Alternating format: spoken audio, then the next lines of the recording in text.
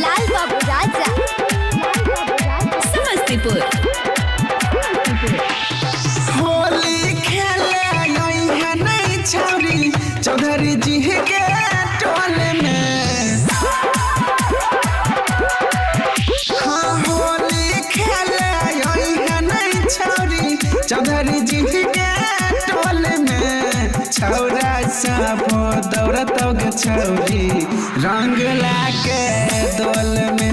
हाँ छौरा सब दौड़त गे छौरी रंग लाके दोल में। हाँ होली खेले आई है नई छौरी चौधरी जी के टोल में।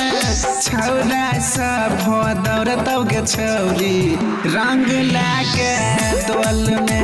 हाँ छौरा सब दौड़त गे छौरी रंग लाके दोल में। लाल बाबू राजा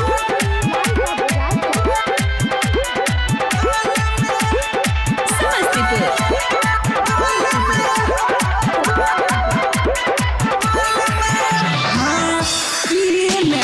छौरा सब दारू गे महुआ छोरा तौ ने खाई जैतौ छीन के पुआ।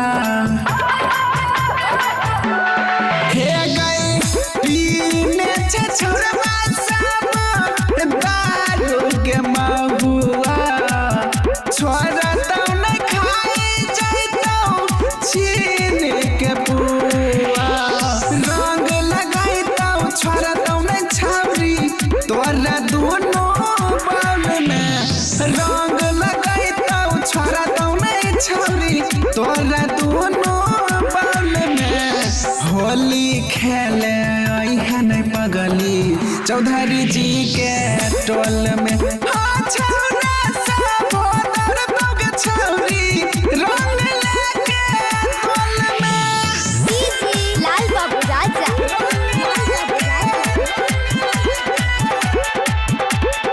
समस्तीपुर।